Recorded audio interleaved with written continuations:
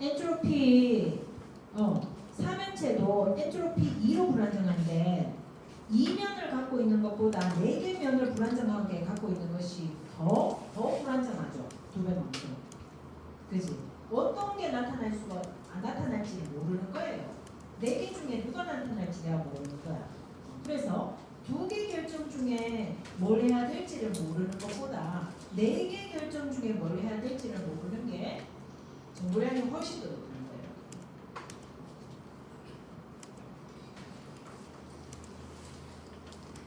그런데 예를 들어 던지기만 하면 얘는 백발백중 앞면이 이렇게 나오는 거야. 헤드가 나오는 거야. 사람 머리가 있는 헤드가. 헤드업. 이거는 엔트로피가 떨어지죠. 이거는 별로 안 헷갈려. 헤드업. 앞면 뒷면 사면 헷갈리는데. 그렇게 이제 100% 헤드가 나타나는 애 같은 경우에는 나한테 정보가 명확하잖아. 던지면 머리.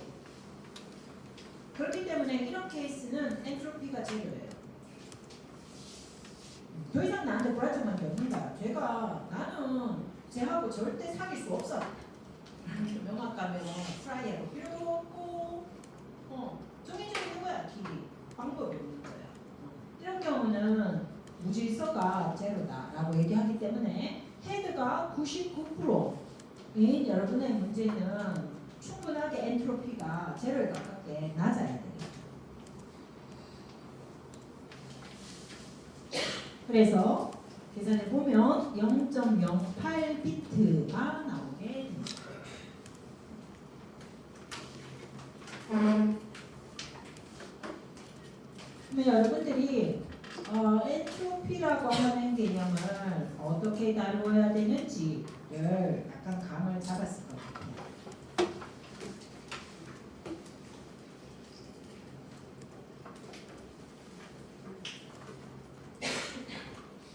우리 책에서는 내가 결정을 4년째 결정을 하는 게 아니고 4년째 결정을 하는 게 아니고 아까 전에 페어콘처럼 2개 중에 하나를 결정하는 거야 지금.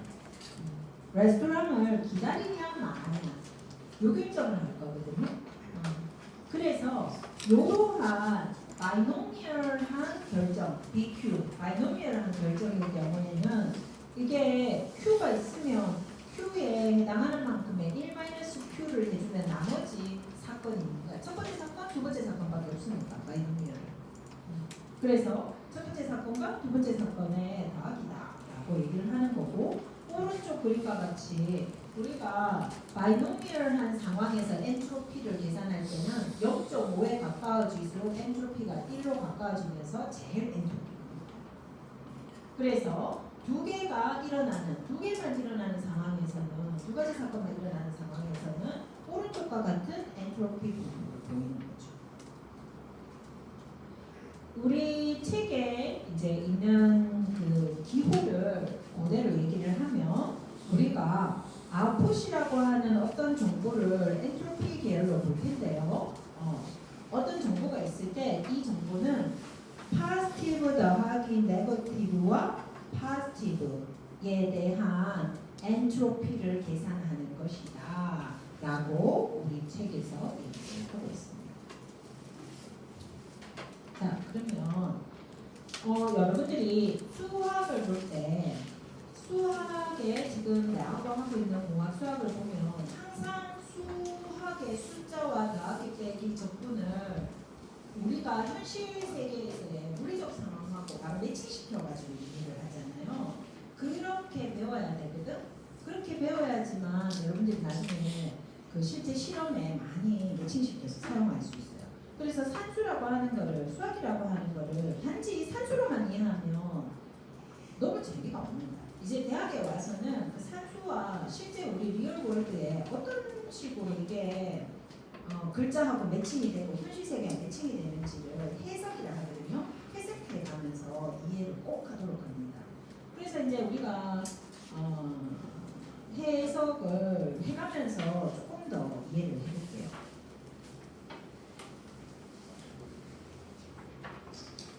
내가 레스토랑 결과물을 가지고 이 학습 데이터죠. 이 학습 데이터로 아웃풋이라고 하는 저 아웃풋이라고 하는 레이블에 대해서 여러분들이 엔트로피를 계산해 본다면 얼마가 나오겠어요? 아웃풋이라는 레이블에는 사건이 몇 개밖에 없냐면 2개밖에 없어요. 어떻게? 웨이팅 한다. yes. 아니면 웨이팅 안 한다. no. 사건이 2개밖에 없어요. 그래서 내가 이 아웃풋이라는 거는 전체 데이터에서 파지티브 케이스가 0.5밖에 없고요. 이렇게 반으로.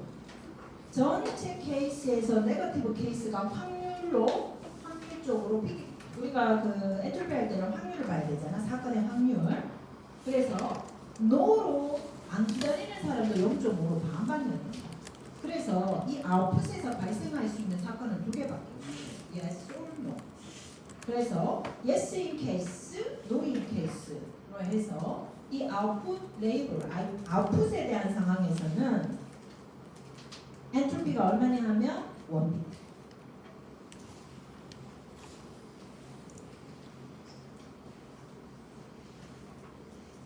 아주 빼어하게 섞어놨죠. 그래서 기다릴지 안 기다릴지 모르겠어. 나의 학습 데이터에는 기다린 사람 6명, 안 기다린 사람 6명이었어. 자, 그러면은 내가 한번 물어볼게요.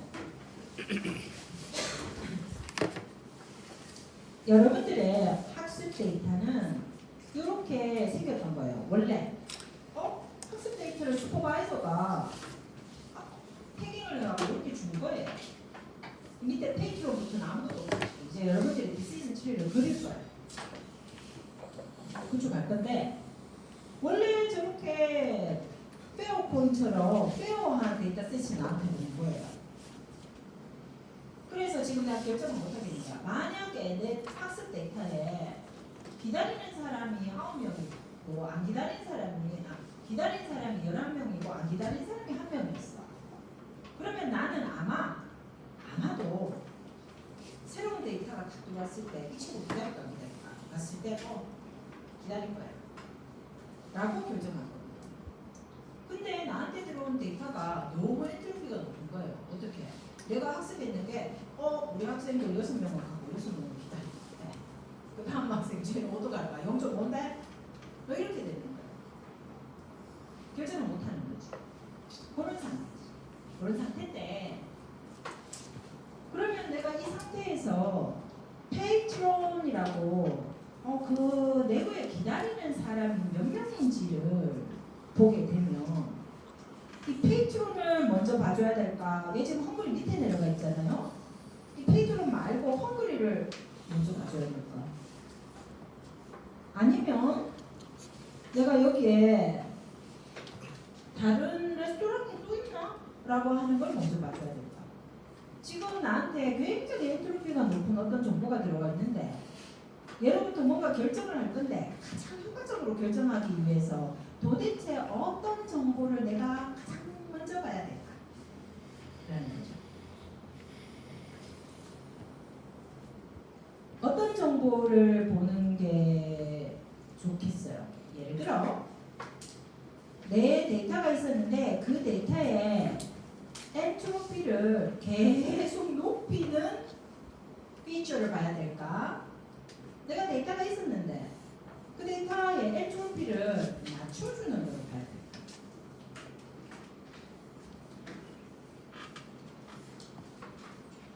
정확하게는 모르겠는데 후자인 것 같죠? 왜? 엔트로피가 낮다는 거는 계속 결정 상황으로 가는 거예요. 왜? 아까 헤드 봤잖아. 동전에 헤드업이 항상 헤드가 업인 케이스 100번 던졌는데 100번의 헤드가 나왔어.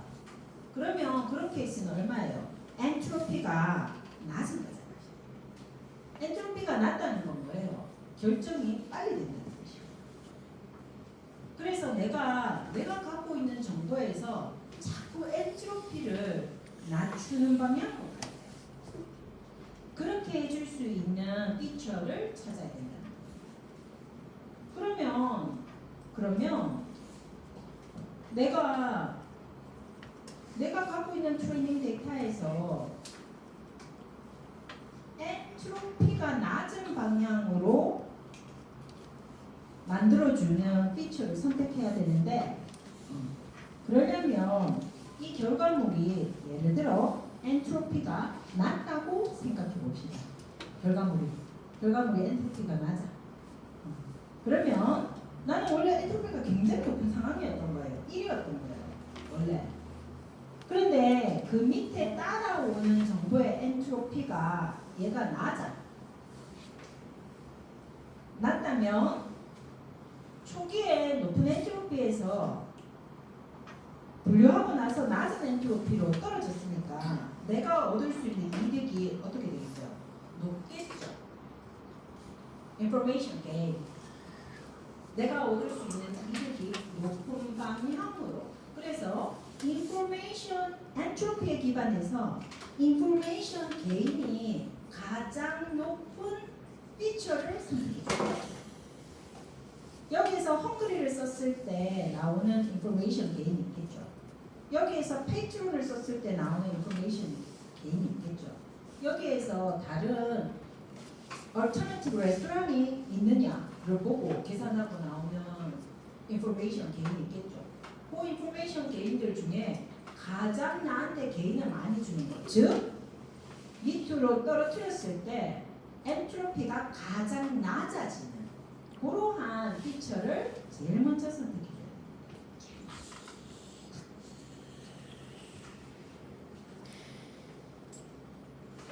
자, 그러면 페이트론이나 피처를 썼다고 생각해 봅시다. 페이트론이나 피처를 썼다. 그러면 얘가 이 내 원래 데이터에서 페이트론이라고 하면 너는 연봉 5천 이상이면 어떻게 할 거야? 라고 물었을 때 얘들이 다 갈린다는 거지. 업셋 할 거야? 리젝트 할 거야? 이렇게 갈리는 거예요.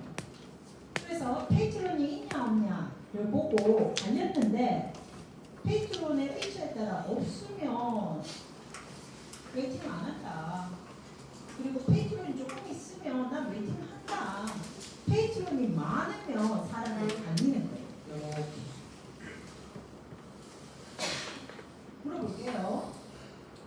요 바구니의 엔트로피는 얼마예요?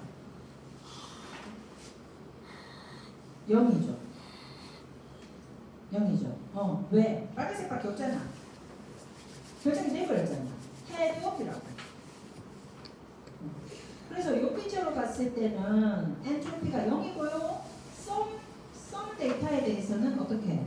엔트로피가 0인 거예요. 얘는 다 예스입니다. 다 웨이팅 한다는 거예요. 그런데 폴이라고 하는 사건에 대해서는 엔트로피가 계산이 좀 돼야 돼요. 그래서 우리가 원래 내가 받았던 데이터에서 페이트론이라고 하는 피처를 썼을 때 어느 정도 이 상황에서 정보 개인이 있을 것인가를 계산해 보면 하위 페이트론을 썼음으로 인해서 생기게 되는 엔트로피들을 다 계산해서 빼보고 정보량을 확인해 보면 된다라는 겁니다. 어떤 친구는 나 페이트론 쓰기 싫어요. 페이트론 쓰기 싫어요. 타입이라는 걸 쓸 거예요. 라고 하는 거예요. 어떤 친구는 나는 페이트론 아까 이제 계산해보자. 페이트론 계산했을 때 인포메이션 게인 어느 정도 나오는지 봅시다. 그리고 타입이라는 거를 생각했을 때 어느 정도 인포메이션 게인이 나오는지 봅시다. 밑에 보면 이 녀석들이 프렌치 어떻습니까? 타입에 따라 프렌치 레스토랑이냐, 이태리 레스토랑이냐, 타이 레스토랑이냐, 버거를 먹으러 가냐 로 나눠지는데 타입을 보면 나눠지는데 그 내부가 어떠냐면 아주 혼동스러운 거예요. 정보가 여전히 페어하게 산재하에 있으면서 내가 결정을 뭐 하나 똑바로 할 수 있는 거지. 아까 페이트론 같은 경우에는 적어도 2개는 결정할 수 있었는 거예요. 난 혹은 썸이었어요. 그 케이스 따라 정보를 명확하게 내가 알아낼 수가 있었는데 여기는 알아낼 수 있는 게 아무것도 없어요. 여기는 나누는데 여전히 섞여 있는 거예요. 그러면 얘가 오토메이션 개인이 얘가 엔트로피가 높은 상태로 떨어졌기 때문에 내가 얻을 수 있는 이득이 적어지는 거예요. 적어줘야 돼. 적어줘야 돼. 가르치게 계산하면 안 돼요. 자, 그러면 요 두 가지 케이스도 지금 엔트로피로 계산해 봅니다.